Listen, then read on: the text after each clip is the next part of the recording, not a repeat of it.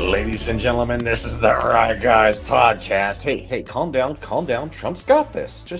Trump's got this. And now your hosts, Josh Hammerling and Max McGuire. Welcome back, Right Guys podcast. My name is Max McGuire here, Mr. Producer Josh Hammerling. Good to be back.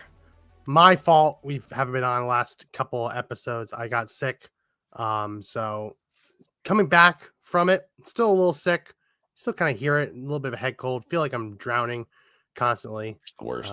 Mucus, not fun stuff. But can't skip today. I mean, you got attacks, strikes in Iran. You can't miss it. I'm sure you saw it today before we went live. Iran launched its big counteroffensive, which I believe they all got shot down. And they pissed off Qatar. I mean, that's the part of this that I don't think Iran understands, saying that they're going to strike U.S. air bases, U.S. bases in the Middle East. All of those bases are in other countries. So when you fire those missiles or those rockets, whatever they're firing, they have to fly over those other countries. And when the United States uses the Patriot system to intercept those missiles, they fall in those other countries. Mm-hmm. Right? So unless they intercept them over the water, right, it's highly likely that a missile shot at the U.S. base in Qatar will be intercepted and land in Qatar, which is bad. I'm worried what they put on the end of those. I mean, we're talking about Iran here. They could put whatever they want on the end of those. Biochemical weapons. I mean, we assume they don't have a nuclear weapon, so we worry about that. But could you imagine being their neighbor, having their missiles intercepted? Suddenly you've got anthrax in an area that has no anthrax, right? And that's something that I think was interesting. Obviously, a lot of the Middle Eastern countries came out with statements like, oh, we don't want violence, we want violence. But the whole reason that Saudi Arabia has built up its defense is not because Saudi Arabia is worried about Israel. Saudi Arabia is worried about Iran, right? All of these countries want the United States in their country. They have U.S. bases in their country to deal with the threat posed by, among other things, Iran. So I think that Iran, like when Iran's like, oh, we're going to close the Strait of Hormuz. That's their big plan, through which a huge chunk of the world's oil moves through it. Well, what do you think that's going to do to Iraq that relies on the Strait of Hormuz to ship a lot of its oil, right? Oman, all of these countries that surround that area, that's cutting off their oil supply as well. I even think some of Saudi Arabia's oil goes through there. And then that's going to piss off China. China gets, I think, half of its oil through oil that goes through the Strait of Hormuz. They haven't war gamed this out. And I think that's what's very, very clear.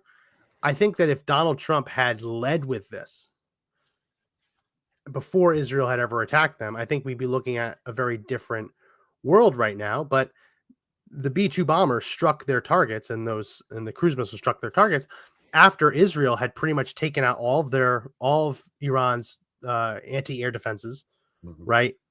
They blowing up their fighter jets in their hangars before they even get off the ground. Israel had air superiority. And what Israel's been doing in the last couple of days is targeting the missile launchers. It doesn't matter how many missiles Iran has in its warehouses. They need launchers to launch them, right? So every time Israel destroys a launcher, it is not a coincidence that right after that, fewer missiles get launched into Israel or launched into the United States. I think there were 6 missiles that were launched into at the United States air base in Qatar. All of them were intercepted.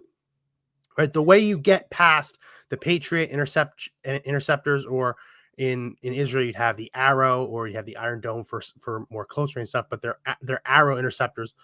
The way you get past them is by overwhelming them. Send 100 missiles at them, they can't stop them all. Well, once Israel's been destroying their launchers for now 2 weeks now, the big, like Iran made this big statement like, oh, we have returned fire with the same number of missiles as the US dropped bombs. Well, I don't think, I think they wish they could do more, and they can't do more because their ability to make war has been so degraded. Max, do you remember how Iran loved to puff its chest out, especially when they became BRICS and they were trying to tell the world how strong they were, how powerful they could do anything on a whim? You better not do anything to us because we'll harm you, we'll nuke you, the terrorists. Did you feel like in less than, I wanted to say it was 8 hours, the entire Iranian military machine was stuck in Iran? They couldn't, they wouldn't be able to move anything in or out. They were completely decimated from the air. And if you're a BRICS nation and if you're Iran, do you think the US and Israel know now that you are that paper tiger? That you're just all for show? Because why wouldn't if Donald Trump had an enemy that had no longer had the ability to protect itself, and you could send in 12 missiles to fundamentally change the outcome of history in the Middle East when it comes to nuclear bombs, would you? And I think the question was answered. All those questions were answered. Iran is a paper tiger. The BRICS nations ran away from this because there's been talk, but no actual support. And now you've got the most dangerous nation that has been threatening the very existence of the United States and Israel and all the other little Satans in the world, right? Everything's gone. And their people are still okay. Let's not forget that buildings still stand in Iran, but now that big military might that Iran claimed it was, that big old monster in the corner is just this tiny little bird. So there's different terminology used for this, but a lot of terminology that's been used is like the escalation ladder. You go up the ladder, and the higher up the ladder you go, the more significant the responses are, right? So at the bottom of the ladder, you would have like Iranian aligned militias doing the bidding. Maybe you have mortar strikes, short range missiles, right? At the top of Iran's escalation was this threat of a nuclear response, which according to the United States, now they're saying it's eliminated. There's some question on whether they got some of that material out before. Sure. But if they did, they're not going to be able to hide that. I mean, we have satellites following everyone in and out of that facility. What destroying Fordo and Natanz and I think it was Isfahan. I always forget how to pronounce that one. That eliminated the upper range of Iran's response, right? Yeah. So what you're left with is, rather than a country that can hit you using force at the bottom of the escalation ladder and the top of the escalation ladder, is now you have Iran. Iran's response are pretty much the bottom couple rungs of this escalation ladder. They can hit you with short to medium range non-nuclear missiles, which are easy to intercept.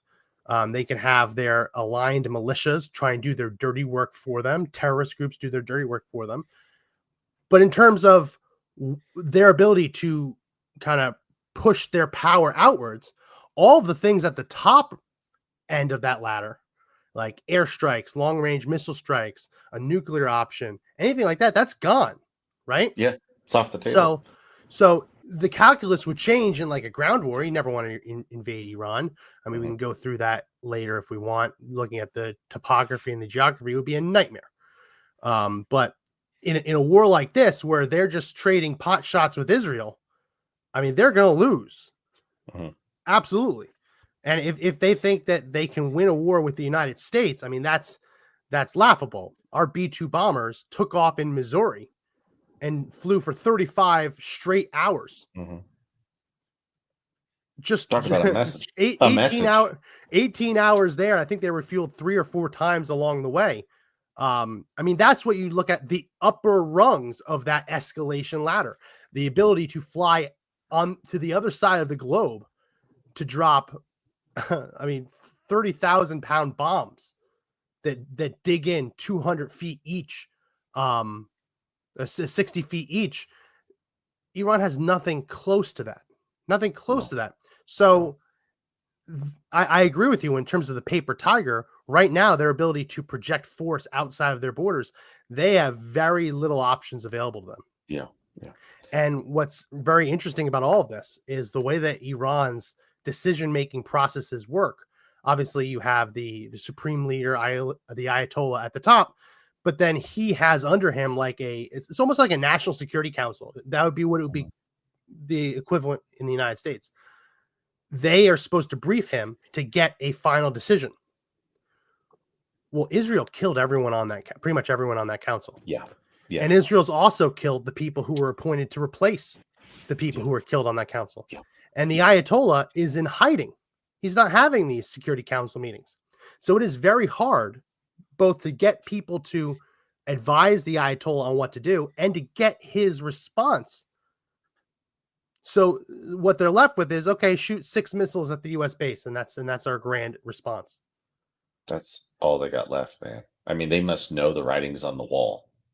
The walls have to be shrinking so fast on the Ayatollah that they've decided they would rather martyr, which is what I think. I think they'd rather martyr themselves. They'll either be blown up or blow themselves up symbolically because they're done.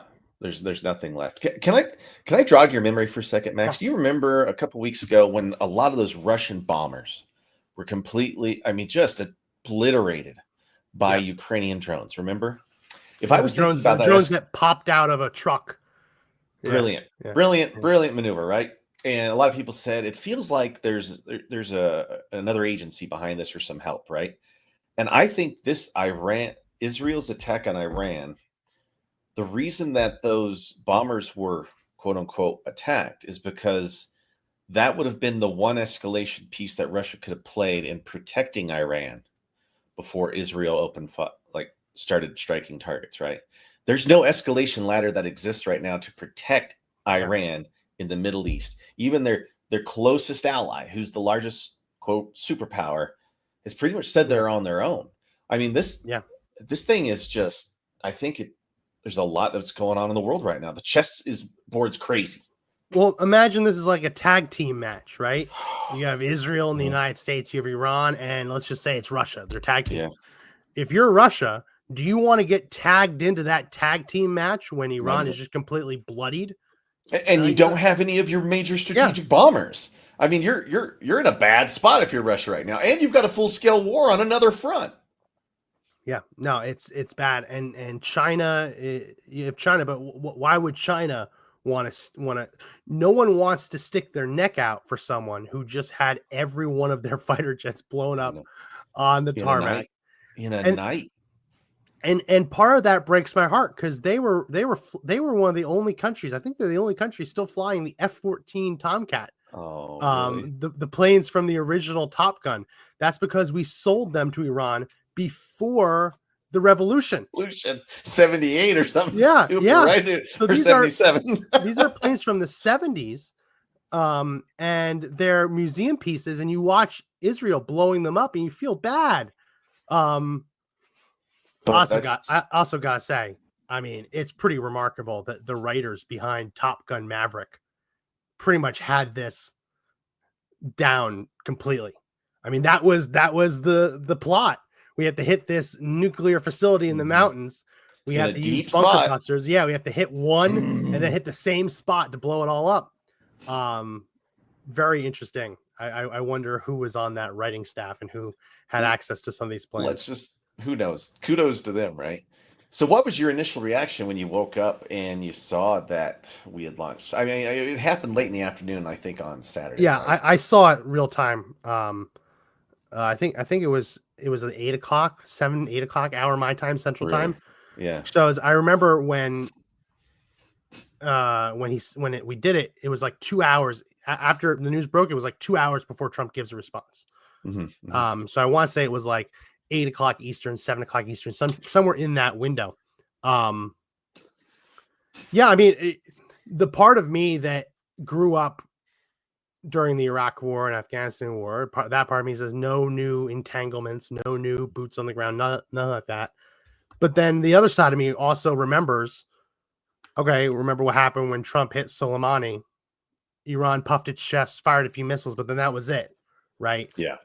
And I think that's the problem I have with call them panicans, call them the never Trumpers. I mean, the never Trumpers are are in a tough spot because the Never Trumpers love the idea of bombing Iran, but they hate the idea that Trump did it. But I was shocked when I went on social media because honestly, I wouldn't have done it. But at the same time, when you see the Israel has cleared the airspace, taken out the anti-air defenses, and these things are just sitting there, I mean, at that point, take the shot, right? Probably Yeah. it was probably the best conditions the United States would ever have to take those shots. Oh, But I don't fall yeah. into the same. I don't fall in the same category as like the Candace Owens of the world, who are going after Trump. We've seen this song and dance before.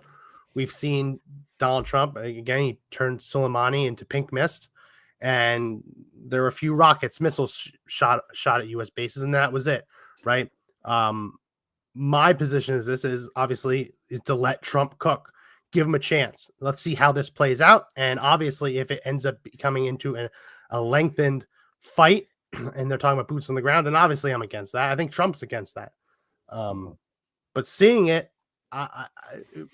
I wouldn't have advocated for it, but understanding everything now, I can see why they would want to pull the trigger because again, it wasn't Iranian airspace; it was Israeli airspace. They have complete control over the airspace, and you have these B-2 bombers that are practically invisible.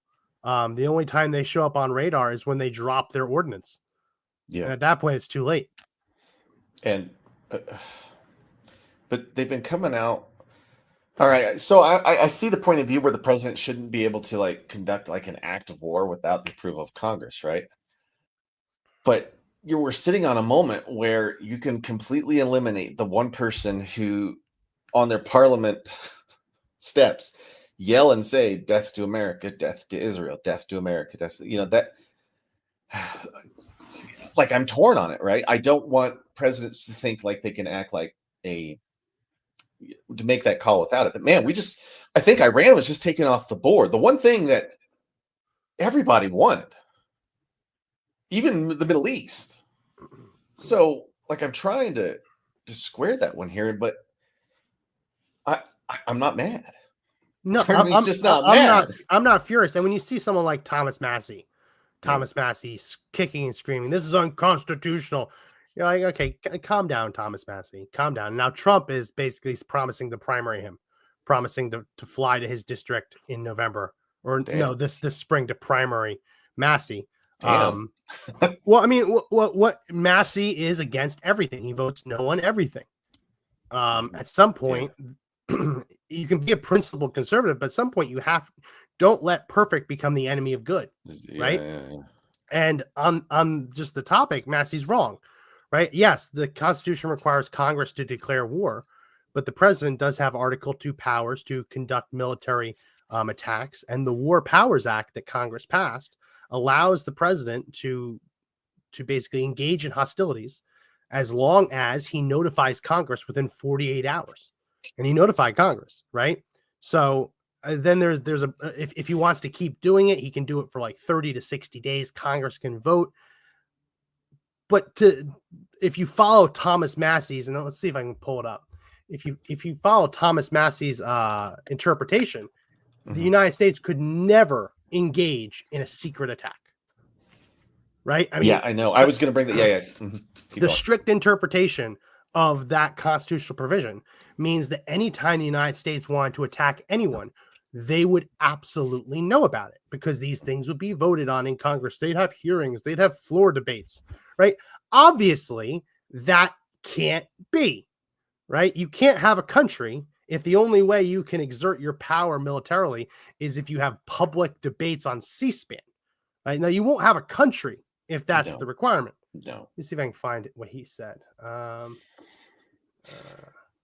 He's also a little bit of a chameleon.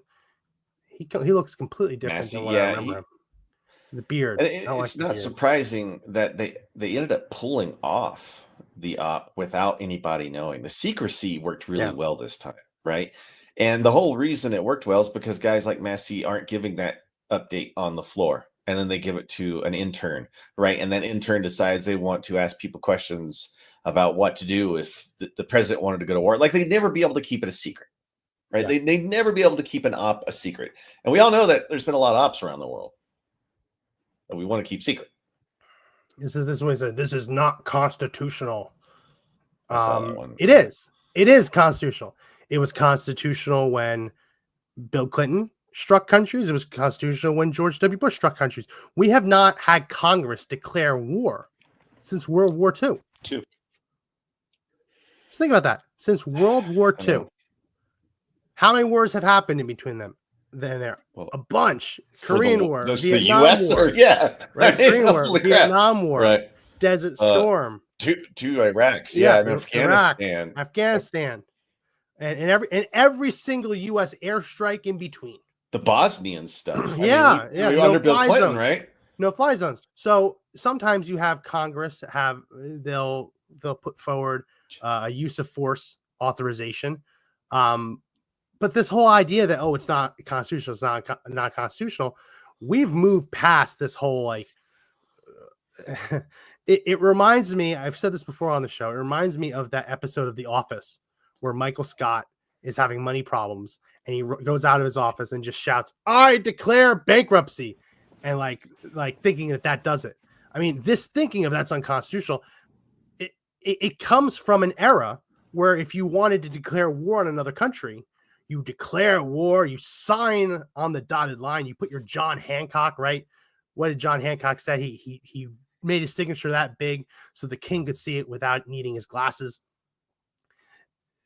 That was the thinking there. Like, I declare war, and you slap him on the face with a glove, right? That was the way of thinking. That it's not like that anymore.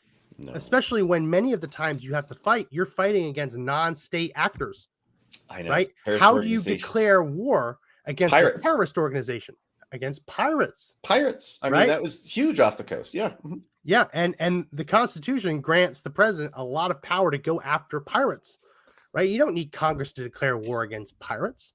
That's part of the reason why, the Alien Enemies Act. Go ahead. Well, what happens when one of those terrorist organizations ends up taking over a country? You know what I mean? I mean, and essentially that's what happened with the Ayatollahs, right? It was hardcore, hardline Islamic revolution stuff that ended up being dangerous on itself, had been at war with Israel since its inception, right? I mean, there's a long, drawn-out history here on that, and it's just really interesting. You know what I mean? What happens when the things that you're allowed to go war with become their own states, right? Become their own places in the world. Yeah, are you really going to go for the act of Congress, or are you just going to keep attacking that? There's so much gray area and how the world operates now. And I'm just shocked at how quickly this has moved. I think this is the kind of quickness that does scare big countries like China. Yeah. When they look at this, they're like, holy crap, they just hit all of the command and control. I'm guessing it took them 4 hours before Israel was truly under complete and total control of the skies that night. It was wild, man. I don't think there's another fighting force on the planet that can execute on that level. Yeah. And so a lot of these are lessons that have been learned in Ukraine, right? Ukraine has it's become very bogged down. It's almost like not exactly trench warfare, but the lines are drawn. They don't move that much, right? They move a little bit, but they've been pretty stagnant, pretty static.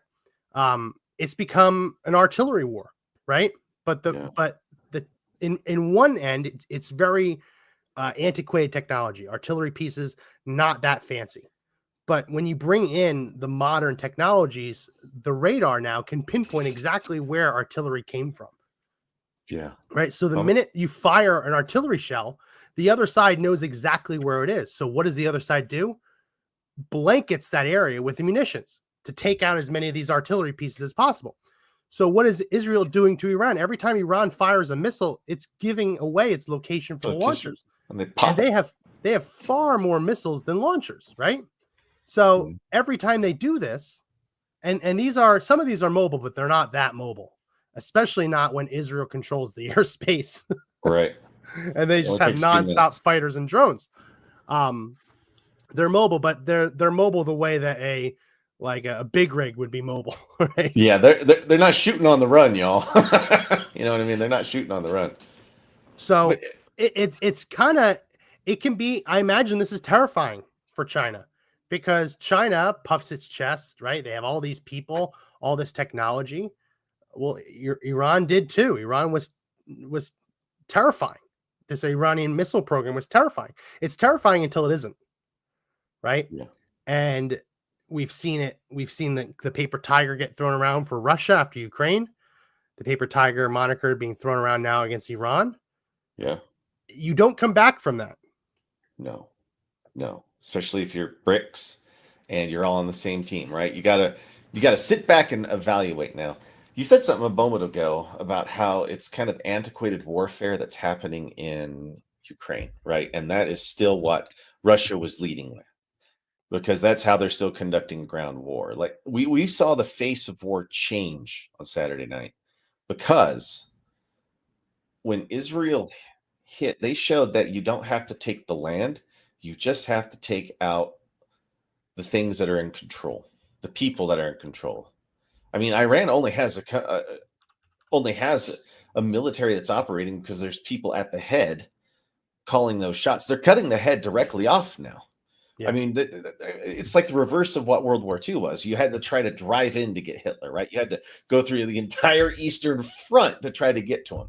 And you had to push through that land. It was an antiquated war. Now there's weapons that just reach out, touch the bad guy, and boom. You don't need forces on the ground most of the time, at least to make change, especially to force people inside their own country to make the change for you. And that's the plan. They don't want to walk in there and try to culture change. They want the Iranians to take over. Bring back the king.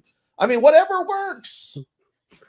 So it would be a terrible idea for anyone to invade Iran. Iran's very, very big. I mean, just look at Iraq. You can fit 3 or 4 Iraqs in Iran. And just look at this topography of this. The mountain ranges all along the eastern down to the south. You might say, oh, right here in the south, that's a perfect place to invade. You know what's up here? Deserts. For miles. You got mountain ranges on the right. You got mountain ranges to the north. Obviously, right here, this little star is Tehran. There's no good way to invade Iran on the ground. It's a terrible idea, right? It's about as bad as invading Russia in the winter. And the one area where you think you could do it, it's just nothingness. It's just desert, right? And all of these, yeah, sure, there's mountain passes in these mountain ranges, but they're easily defensible, like very easily defensible. So the ground invasion is that's off the table. I mean, it just doesn't. You have to be work. Yeah, but what you can do is you can eliminate Iran's ability to make war. And as I mentioned before, that kind of escalation ladder, there's some intelligence now. They're saying, oh, they moved the uranium. Okay, well, the minute that they spin up those centrifuges again, we're gonna figure out where they are, and they're gonna be blown up. You can't do this stuff just in someone's basement, right? You need real facilities for it. It's not easy to do. And the other thing where they're like, oh, did we blow up Fordo or not? Right? This is under a mountain, right? The minute you see a crack in the ceiling under a mountain, no one can go in there, right? I mean, I guess they could have lesser standards, right? But if you build a facility in a mountain and it gets hit with multiple bunker busters and there's cracks in the ceiling, you don't put people in there. You need to go through structural engineers. You have to test the concrete. You have to fix whatever's broken, right? The idea that they're just going to put people underneath a mountain that could collapse at any moment, they're not going to do that. It's off the table, right? As far as a place where they could actually put people. You don't want to put anybody of value in there. Definitely not your uranium either. Yeah. Right. So, where's it going to go? I have a hard time believing that they're going to be able to hide that from the Israelis, especially, or from us, especially when Israel completely controls the skies. Yeah. Yeah. It's an interesting world. I was kind of shocked that the ruse, like that one was kind of interesting.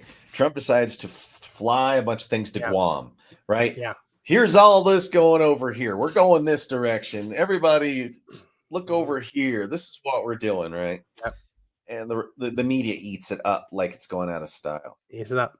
And I remember reading that. I was like, how could you possibly how could you possibly repeat that? But he wanted them to repeat it. I wouldn't be surprised if the White House told them to repeat this, Maybe. told reporters to repeat this, or let it leak on purpose.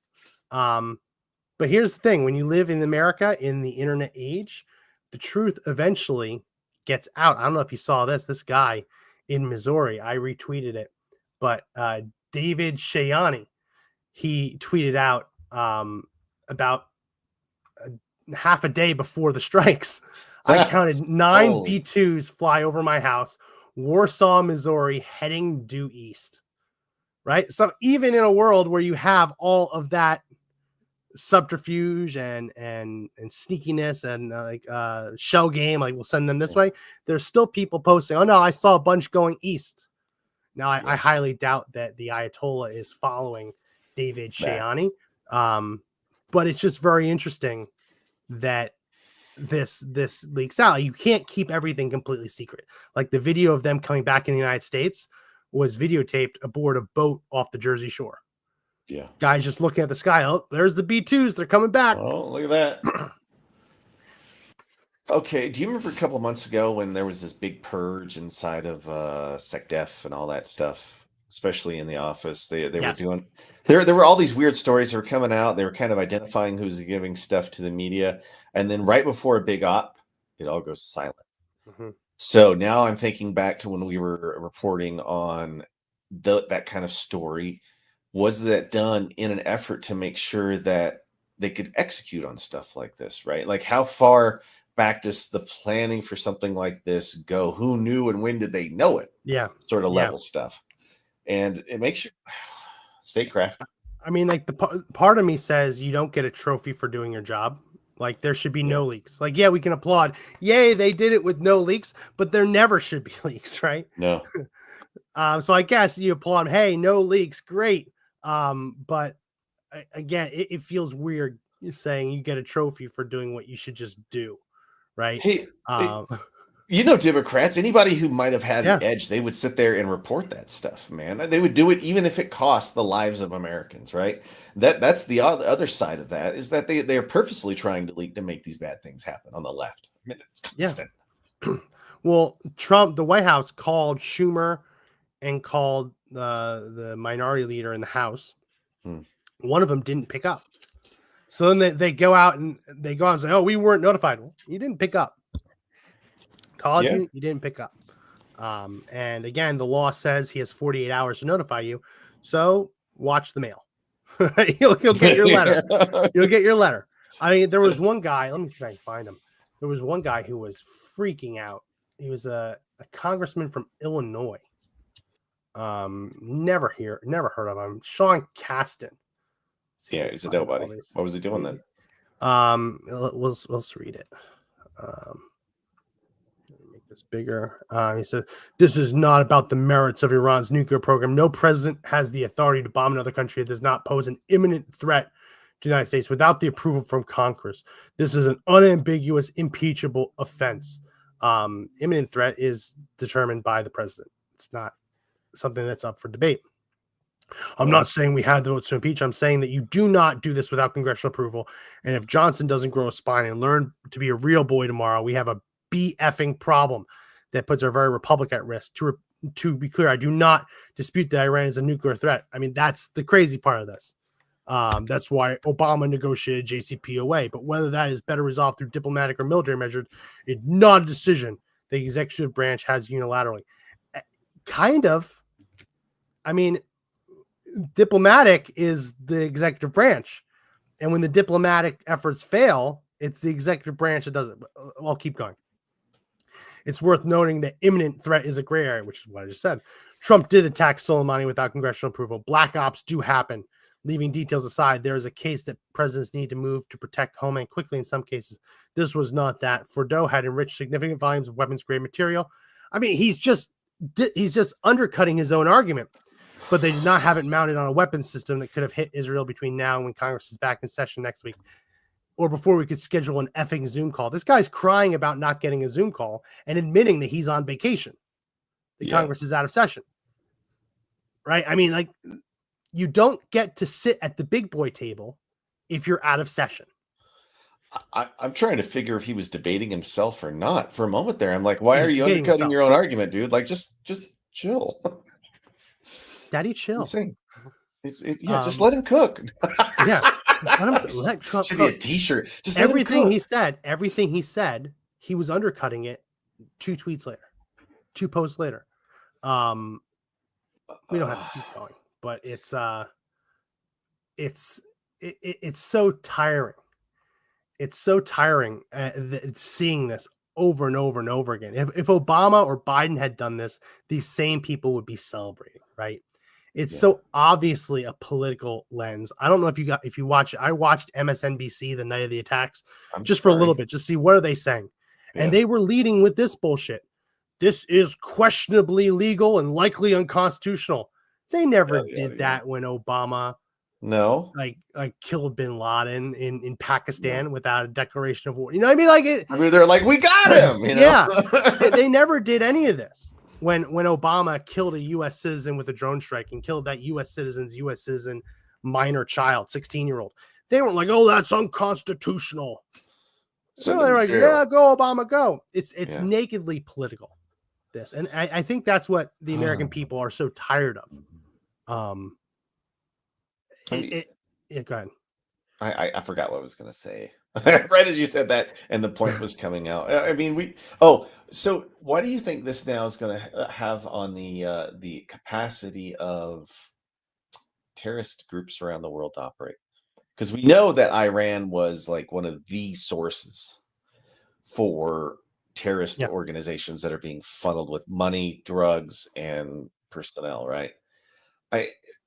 Did Israel and the U.S. just essentially destroy the head of the snake of that? Well, it still exists, but that only happens when the cup floweth over, right? Iran is only going to funnel bullets to Hamas when Iran doesn't need the bullets itself, right? They're only going to funnel rockets to Hezbollah when Iran doesn't need the rockets itself. The cup floweth over and it reaches all these kind of terrorist organizations. Iran doesn't have excess to give. I mean, they have their own fight, right? So they might tell the Houthis to attack. They might tell Hamas or Hezbollah to attack, or some militias in Iraq to attack, and they very well might. But Iran's ability to resupply these groups is incredibly diminished. They can't do it by air. You have a hard time doing it by land with Israeli bombers overhead. Do they have rail? They've got to have trains. I Doesn't matter. I mean, you hit the train, it's done, right? I wonder if they've already been hit.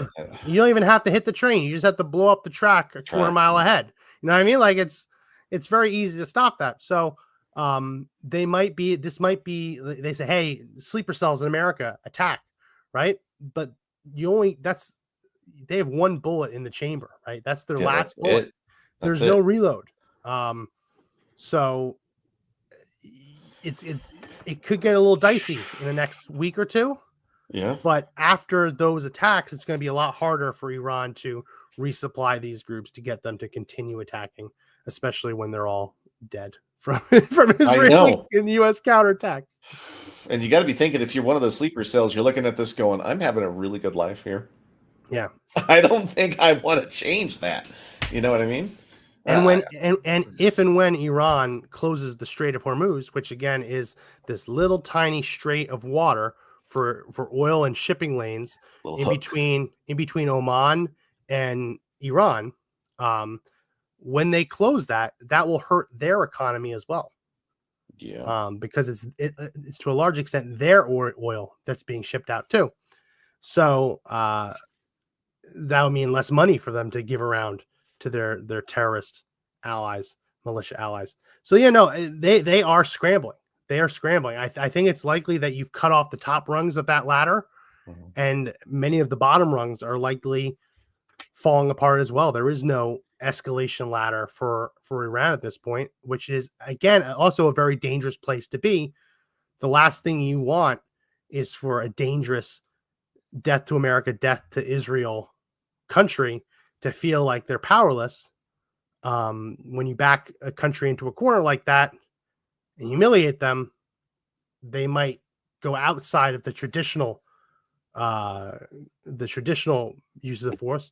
Do you see a dirty bomb? Maybe they don't have a nuclear capability, but they do have the ability to have a radiological bomb, right? Chemical weapons. There's lots of things that could pop up when you back Tehran or Iran into a corner like this.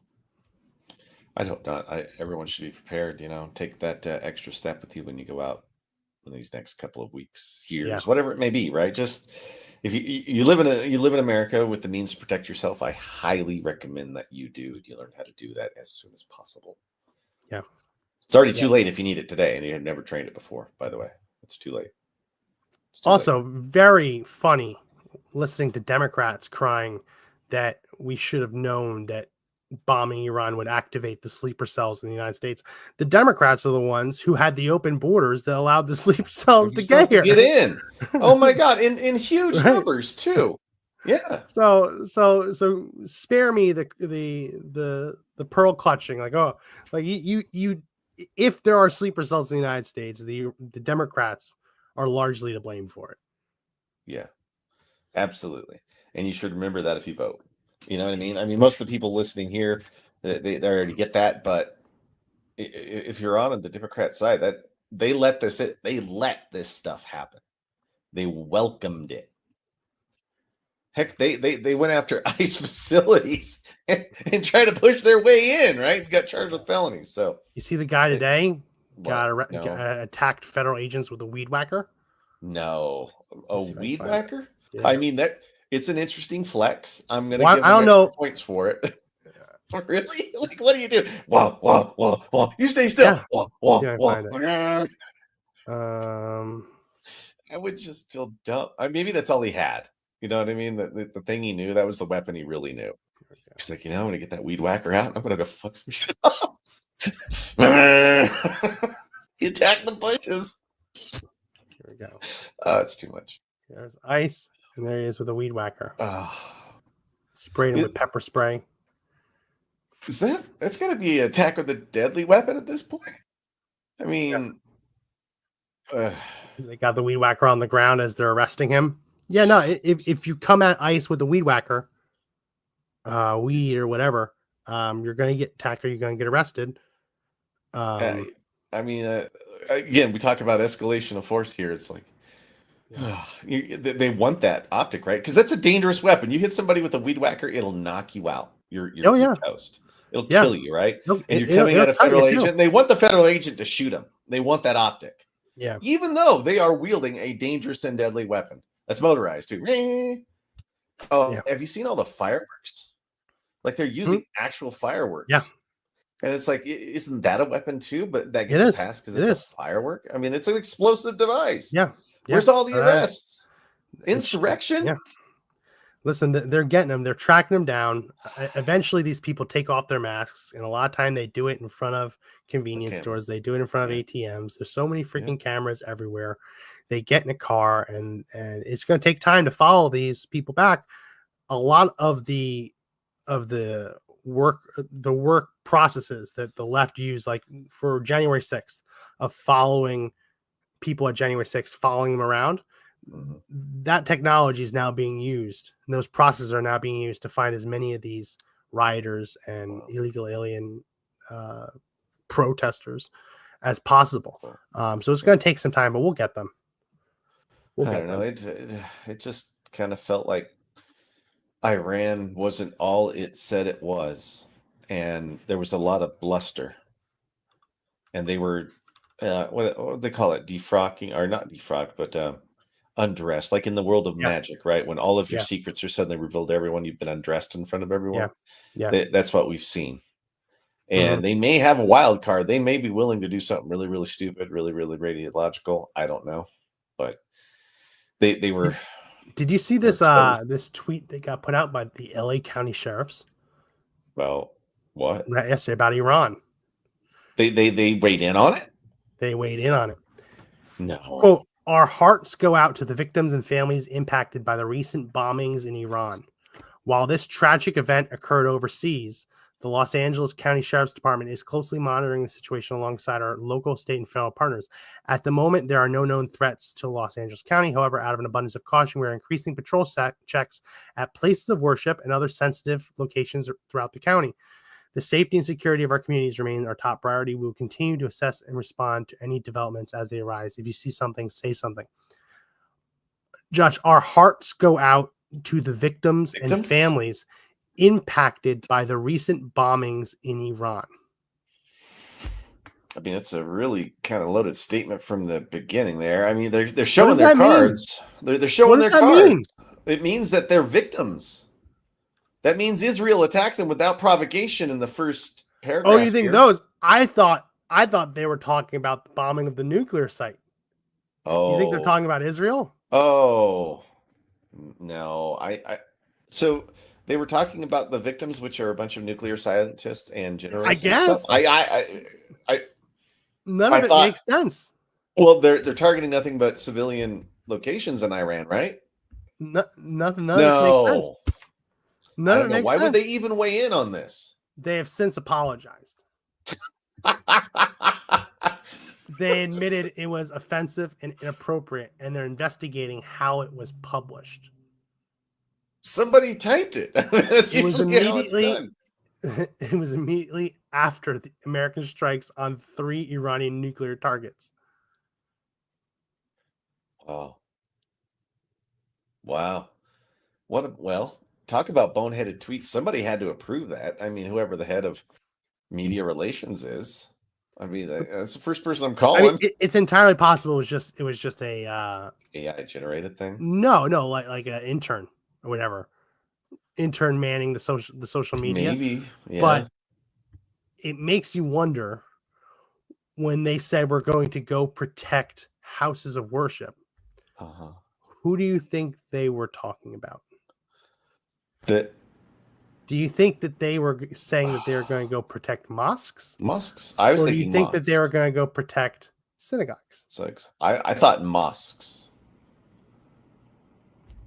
But anybody could say anything. Like, it's so open-ended too. Yeah. But when you take the time to talk about the victims in Iran and that you're protecting the whole like holy sites, the assumption is that I'm thinking that you're going to go to a bunch of mosques. Yeah. None of it makes sense. None of this makes any sense whatsoever. We blew up a nuclear site, and the LA County Sheriff says we're going to make sure that the mosques are safe. Did you imagine the mayor calling him up saying, "So you had an intern do this? An intern? They used AI?" Right? Yeah. Oh my God. AI written. Also, there is a neighborhood in Los Angeles, on the west side of Los Angeles, that is literally known as Tehrangeles because of how many Iranians there are. Yeah, okay. It's like little Tehran. Like little Italy, but a little Tehran. Yeah. Which happens. People move in. They like to move together with people of their own ethnicity, whatever. So that kind of informs you of who the audience for this likely is. I don't think this was an audience to all of the lawyers and bankers and movie producers in Hollywood. I think this was likely published with that community in mind. Yeah. When Iranian nuclear sites got bombed, our hearts and prayers, our thoughts and prayers go out to the victims. Victims, as though that they were, I don't know, man. Like the language is so one-sided. Obviously, they apologized for it the next day. You think somebody lost a job on this one, or did they just? I think you're admonished. This is going to be something that this is going to be something that just gets probably swept under the rug. Yeah, it'll disappear. Trump came out and announced that he is. I'll just read it. I'll just read it. Let's just read it. It's a Truth Social, which again, Truth Social is getting a lot of play this week. I'll go ahead and share it. He says Iran has officially responded to our obliteration of their nuclear facilities with a very weak response, which we expected and have very effectively countered. There have been 14 missiles fired, 13 were knocked down, and 1 was set free because it was headed in a non-threatening direction. I am pleased to report that no Americans were harmed. Hardly any damage was done. Most importantly, they've gotten it all out of their system, and there will hopefully be no further hate. I want to thank Iran for giving us early notice, which made it possible for no lives to be lost and nobody to be injured. Perhaps Iran can now proceed to peace and harmony in the region, and I will enthusiastically encourage Israel to do the same. Thank you for your attention to this matter. Iran notified Trump ahead of time that they're doing it. Just like the last time. So, I mean, are they? So they responded. Yeah. So maybe they're talking now, because I got to imagine that if you're only capable of firing 13 missiles and one was set free. I love the little part about now they've gotten it all out of their system. Like the little kid is done throwing their tantrum. Yeah. There's so much FU in this. Oh my gosh, it's not even funny. There's a ton of it. It's just dripping with sarcasm too. Like it's I love the thank you for your attention to this matter. This was he's been doing it in all those posts. This was a meme that was floating around.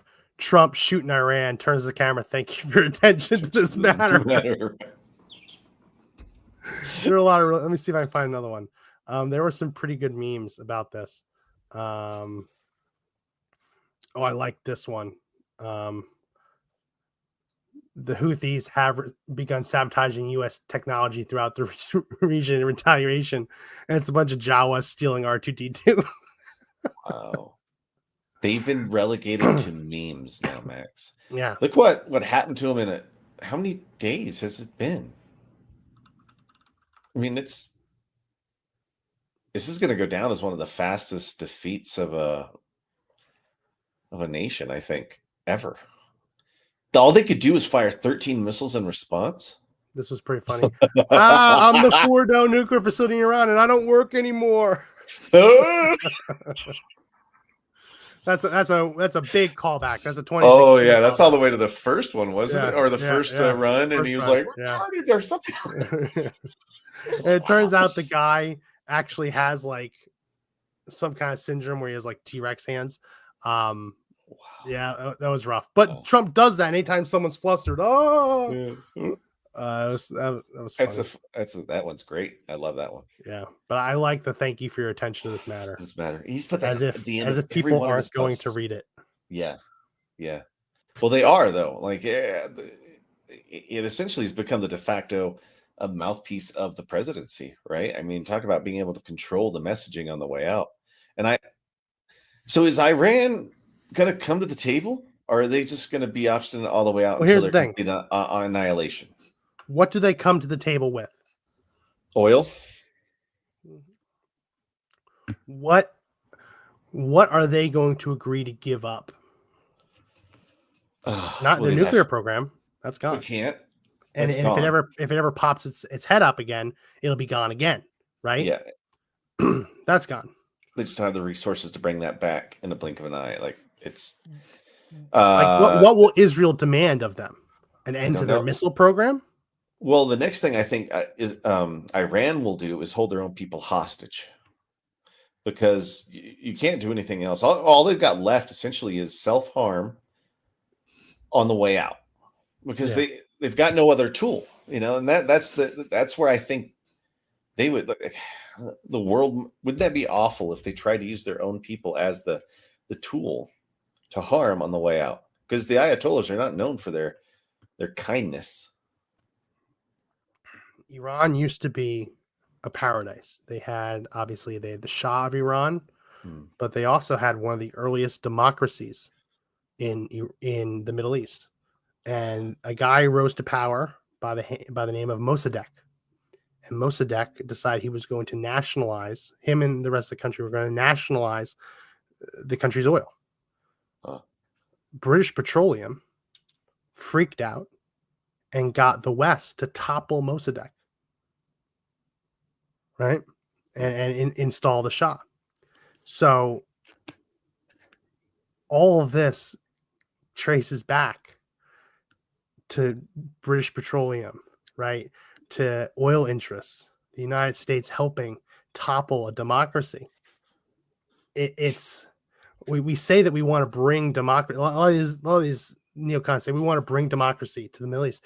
Iran had it, and we took it away from them to protect oil interests. Right? At some point, we need to take a step back. And if we're going to do anything, it should be to completely neutralize the Iranian regime's ability to make war and basically tell the people of Iran, have at it. It's your country again. And see what they produce. Because Iran produced a democracy far quicker than any of the other countries in the region. Yeah. I suspect that if given the opportunity, they'd do it again. And you don't need intervention. You don't need nation building to give Iran a democracy. You just need to not overthrow it again this time.